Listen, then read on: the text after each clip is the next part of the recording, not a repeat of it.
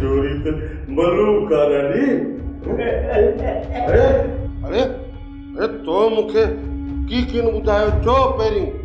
समदम मुज़री समदम ई sorry तोखे वड़ी वई आहे न। खबरदार मुंशी हिकिड़ो कदम बि अॻिते न वधाइजां। ऐं चनेसर तुंहिंजी इहा गंदी सोच तुंहिंजे ई कंध में पवंदी। ए ज़ोरा तूं मुंहिंजे मुंशी से ईअं थो ॻाल्हाईं ऐं तुंहिंजो कंध चोरियो विझंदुसि। तूं मूंखे कुझु बि नथो करे सघीं चनेसर। हिकु मिंट मंझि आउं सभु कुझु करे थो सघां। ही मुंहिंजी महिरबानी सम्झ तो ते। अञा हथ हल्को रखियो आहे मूं सभु हिन हूर जे करे जेका मुंहिंजे हीअं मुंझि वेही रही आहे। चनेसर ख़ान तूं मूंखे कुझु बि चओ मूंखे मार मुंहिंजे तशद्दुद कर पर मुंहिंजी इज़त जे वेझो न बन ऐं न ई उन ते का ॻाल्हि कजां। इन लाइ मुंहिंजो हिकु शर्त आहे। ॿुधाए मां तुंहिंजो हर शर्त मञण लाइ तयारु आहियां। तो जेके माण्हूअ जा पन्नी वारा कागज़ ठाराया आहे उहो सभु मूंखे लिखी पढ़ी ॾे त पोइ इन ॻाल्हि ते सोचींदुसि त बूर छॾियां या हवेली जे हवाले कयां।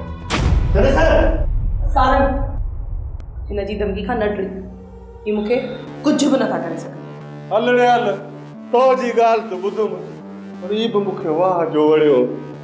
सारंग ही मर्दूत कुझु बि चवे पर तूं हिननि जी ॻाल्हि में न अचिजांइ। पर सुहाराणी तूं परेशान न थी सारंग। ऐं मारवी वांगुरु पंहिंजो सत बरक़रार रखंदसि। मूंखे ही कुझु बि नथो करे सघे। मुज़री हिन सोरीअ जा नखरा त ॾिसो हरू भरू बात कासलेट थी हारे। ए बोली चुप कर। सजणनि खे मोह जे तरफ़ां मोकल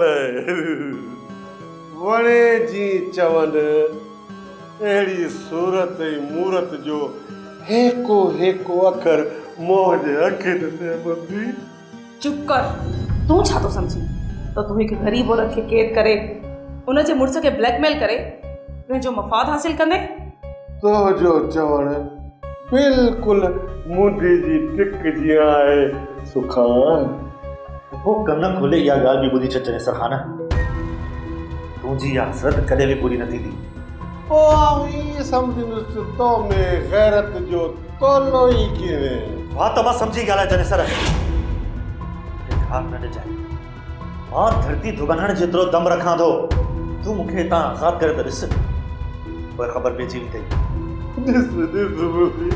बुर्द जूं ख़बरूं त ॾिस। ओ मुज़री आओ मूंसे जा पर कटिया पिया आहिनि तॾहिं बि पतक कीन थो छॾे।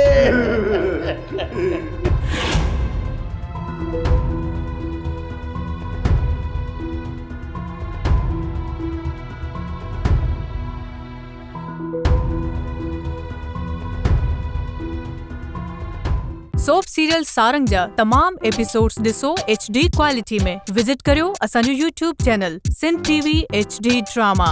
सब्सक्राइब कयो असांजो official YouTube channel Sindh TV HD drama ऐं वधीक अपडेट लाइ बेल आइकन खे क्लिक करियो।